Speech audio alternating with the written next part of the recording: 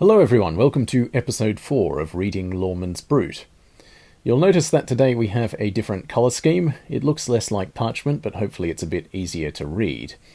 We have a pretty exciting episode coming up today. We're going to be encountering our first fully fledged narrative account of a battle, and most people would tend to think, and I would agree with them, that battles are where Layamon's poetry really comes into its own.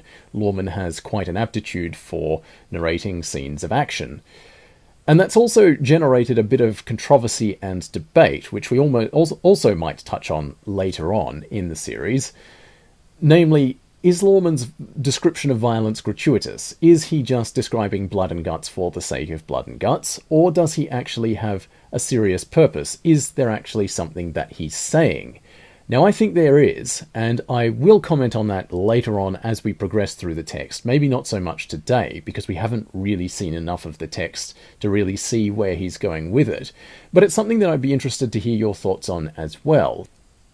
Last time, Brutus, who is the great-grandson of Aeneas, was exiled from Italy after a tragic hunting trip where he accidentally shot his father with a bow and arrow and killed his father. And Brutus then found his way to Greece, where he met up with a number of other survivors from Troy. However, these Trojans were enslaved by the Greeks. Brutus won considerable favour among them because of his generosity and his all-around nobility of character. And we concluded last time with the Trojans in a secret council asking Brutus to lead them in a rebellion against their Greek oppressors. And we'll be picking up there today at line 191. In Grikland was a young man of 30 jaren, Assaracus he haten, of Swithahe kunne.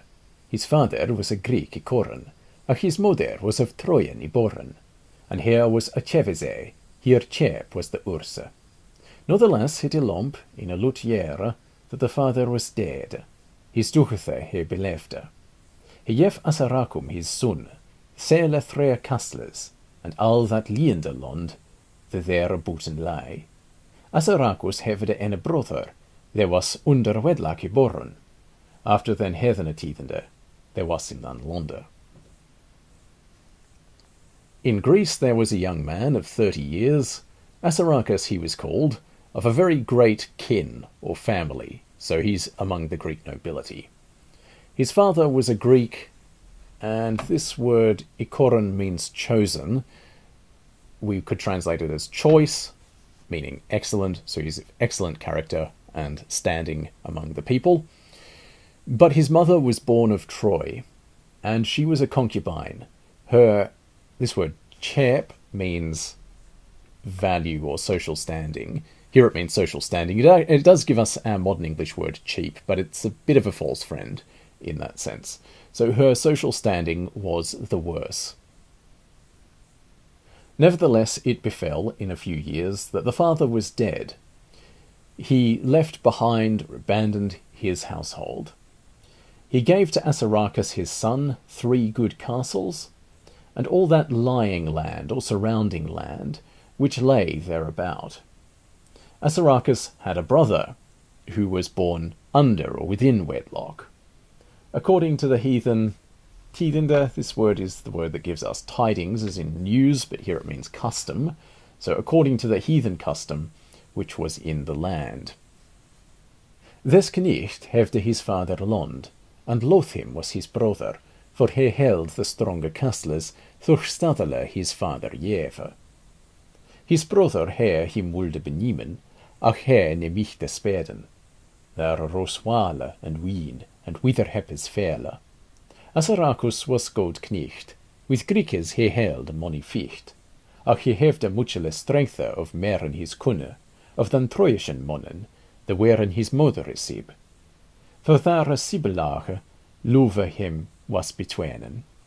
This knight, Assaracus, had his father's land, and his brother was hateful to him. For he, Assaracus, held the strong castles. Through the Stadler is strength or fortification, maybe position. Position is probably the best way to read it here, through the position his father gave to him. Assaracus's brother, wished to take them, the castles, from him, Assaracus, but he, Assaracus's brother, could not succeed. There arose slaughter and strife, and many evil events. Assaracus was a good knight. He held many a fight against the Greeks. This word with, we'll note, is a false friend. It doesn't mean with in the modern English sense. It means against. The equivalent word for our word with in Lawman's English is the word mid. It's cognate with the German mit.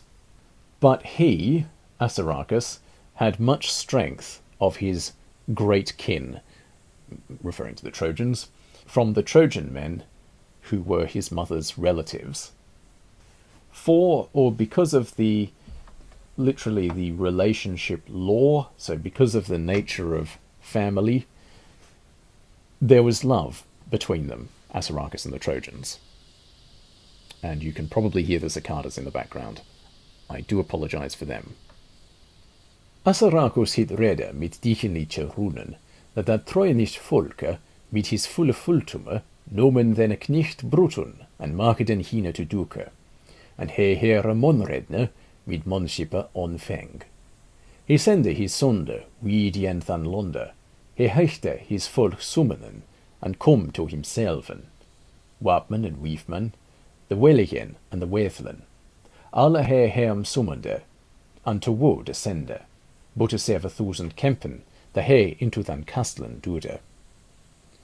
Assaracus advised it, with secret counsels, that the Trojan people, with his full support, took the knight Brutus and made him as their leader, and he, Brutus, I'll use the mouse here, Brutus, received their fealty with honour.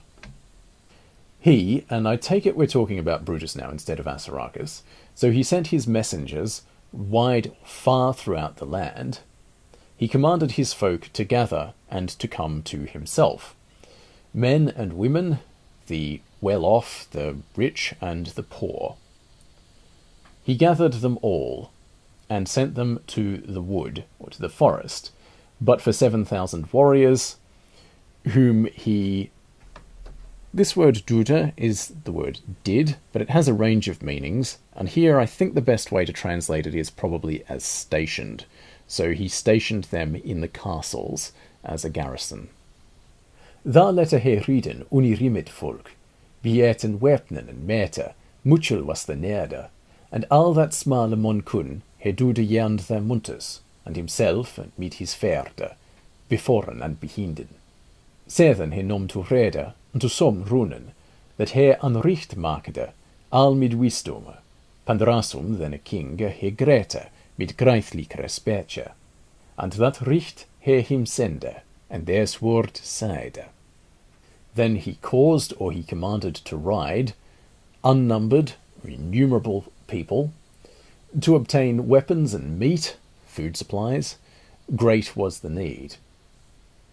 And all the lesser people, this word dude again will still translate it as stationed, he stationed throughout the mountains, and also stationed himself with his army before and behind, so he's in the middle of the army. Afterwards he took to counsel and to...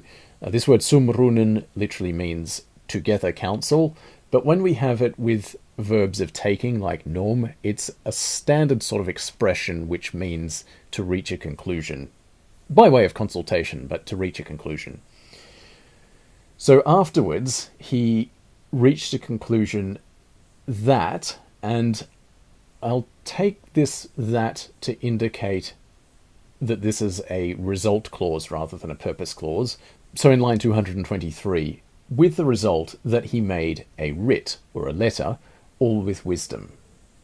He greeted Pandrasus the king with peaceable speech, so the sort of speech that is looking to make peace, make a truce, and sent him that letter, and said these words, For than weldes shome, and for than muchele grome, the Dardenish kun, the weberth officumen, woneth I this land, leerde to shonde, in a theodom, threlwerkers doth.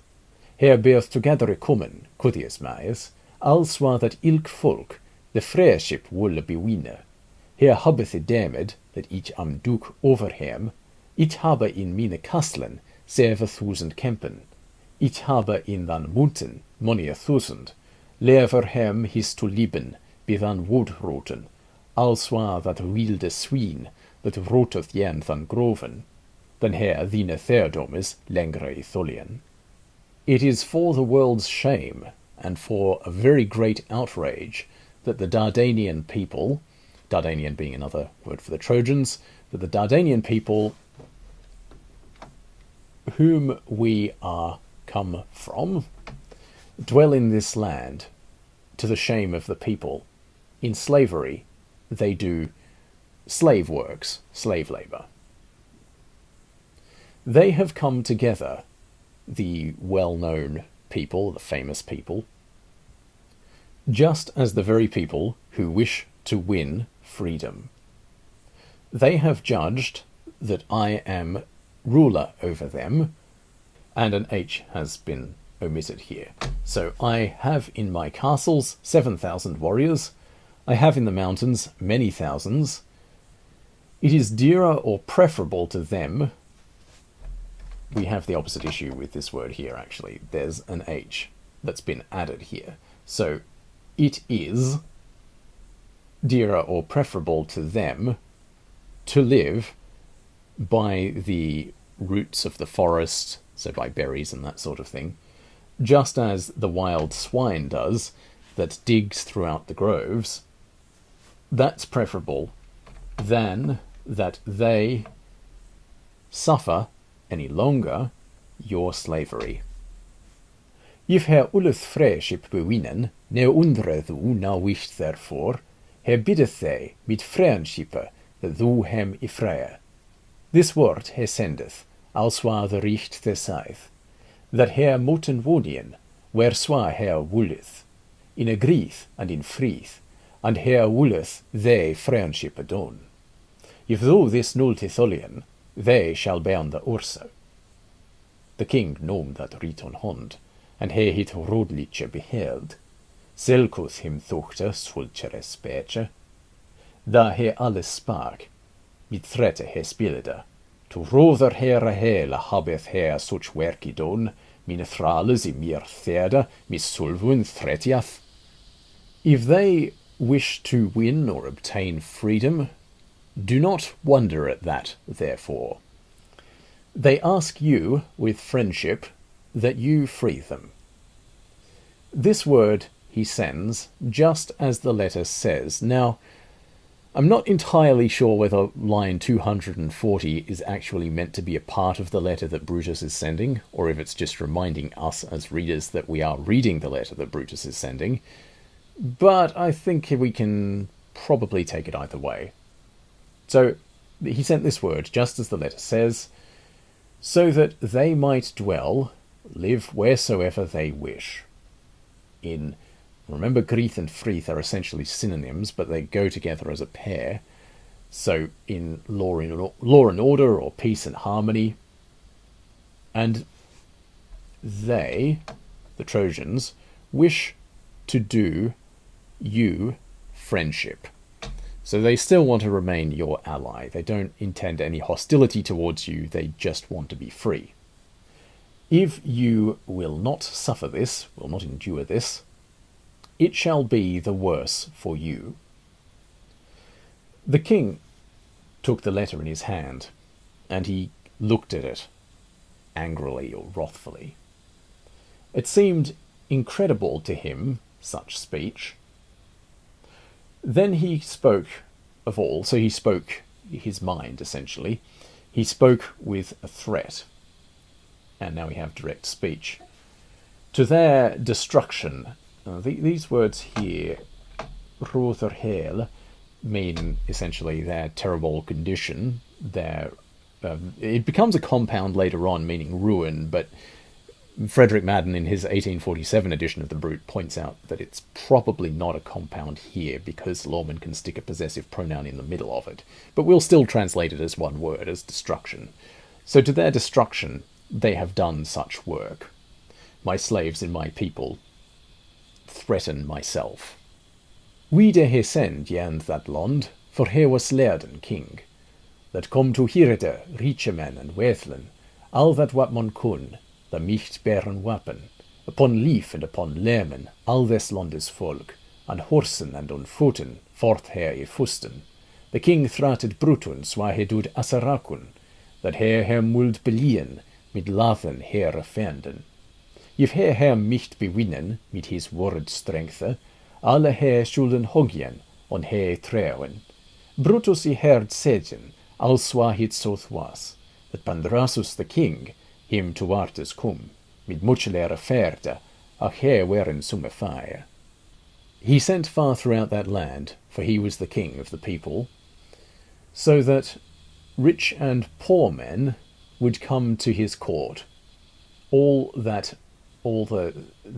men, Watmon refers specifically to males, so all the males who might bear weapons, might carry arms, upon life and upon limb, all the people of this land, on horse and on foot, forth they hastened. The king threatened Brutus, as he did Assaracus, that he would belie them, belie meaning to surround, so to besiege them with their hateful enemies. He'd surround them with their enemies. If he, Pandrasus, could overcome them with his army strength, the strength of his forces, they should all hang on high trees. Brutus heard say, or heard tell, just as it was the truth, that Pandrasus the king came towards him with a great army, but they were, some of them, doomed. Brutus nom to rede, that him best was. He nom his kene men, that to kompe weren gode. He ferde to than wode, to than wilderne, to than ilke wai, der he full jare woest, that the king mit his ferde forth schulde I wenden. Brutus hevede god knichtes to nede, 3000 mit him I led to their truppe. The king him kom riden, mit riche his volke, Brutus hem smat on, mit his grime smite. I sote he the Griekes, mit his grime rasen. Brutus took to counsel, but remember this is a standard expression which means he concluded, what was best for him. He took his brave men, who were good in the battle, and he went to the wood, to the wilderness, to the very way or road which he knew full thoroughly, he knew full well, so he's absolutely certain, that the king with his army must go forth along. So this is the road the king needs to go along in order to get to him.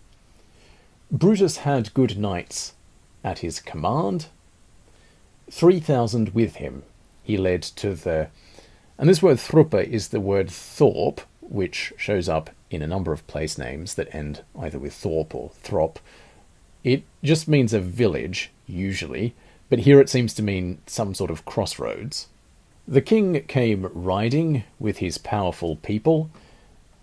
We'll just note that we won't translate this pronoun him here, because it's a reflexive pronoun which is often used in these sorts of contexts where you have verbs of motion in Middle English, but we don't use one in modern English, so we'll just leave it out. Brutus smote upon them with his fierce strike, or his fierce blow. He sought the Greeks with his fierce attacks. The Griekes nere nocht waar of her wenside, wenden him her rudges, fluen he men. Akelon heicht an flum, den nes nocht ver from hem, wieder in wenden money thousand. Brutus hem cum after, and aver he hem lied on, mit swerd and mit spear, al he to drove this kinges hair, a lond and a waterer, he hem adun leide, and the king himself flech, he say his friend fallen.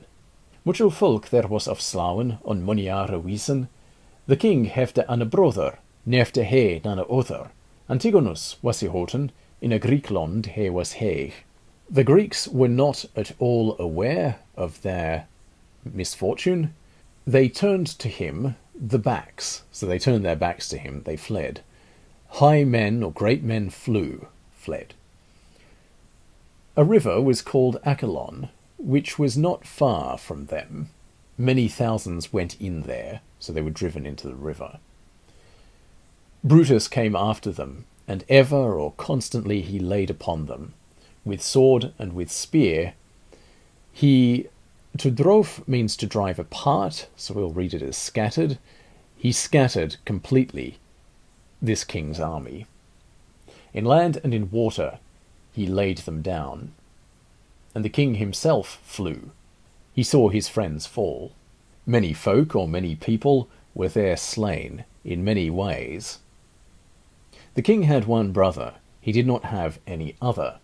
He was called Antigonus. In Greece he was great, high, great, well established. Ise his brother Ferten, who her ifaren weren, a watere and a londe, swahem latest was. Antigonus mit his wepnen and mit his wel kempen, I wenden toart Brutan, to his bale side. Her kommen together, mit gretere herte. Daar he nicht behalden, der behalves were, money wen sides, wither happes fele, money hevid, money hond, fallen to foten. Money there fuchten, money flam makeden, money there felen, thurhere found theus. He saw, referring here to Antigonus, he saw his brother, the king Pandrasus' army, how they had fared, in water and in land, as was most hateful to them. So it was as bad as it could be for Pandrasus' army. Antigonus, with his weapons, and with his literally slaughter warriors, went towards Brutus, to his Antigonus' own destruction. They, referring to Antigonus and Brutus, so Brutus and Antigonus came together with great heart, great courage. There he, who was by the side, could see. So somebody who's standing around would be able to see many destructions, many misfortunes, many evil haps, many evil turns of events, many a head and many a hand fallen to the foot. And many there fought, many made flight, many fell there through or because of their evil ways. Theos we had before, and it was in a much more positive context when we saw that Brutus, as he was growing up, loved virtues. It said he loved Theos, but here it's got found in front of it. We might recognise this more if there's a D on the end. Found Theos through their devilish ways. The Troysemen slochen all the Griekes their her neich kommen, their Brutus nom Antigonum, des kinges brother Pandrasum, mit him he hine ladder, verleef he him was to haben. He hine latte well weten, mit under stronger benden, and also his iferen, the mit him funden weren. The Trojan men slew all the Greeks, who they came near. There Brutus took Antigonus, brother of the king Pandrasus. He, Brutus, led him, Antigonus, with him, Brutus. So Antigonus is his prisoner. For he, Brutus, was eager, or desirous, eager, to have him, Antigonus, as his prisoner. He's a valuable person to have because he's the king's brother. He, Brutus, commanded him, Antigonus, to be well guarded with wondrously strong bonds, chains or fetters, and likewise his companions who were found with him. And that's a good place to leave it. We'll pick up next time and see what becomes of Brutus now that he has the king's brother in captivity, and how King Pandrasus responds. Thank you very much for watching. As ever, if you have any comments, suggestions, corrections, or feedback of any sort, please let me know in the comments, and I will see you next time.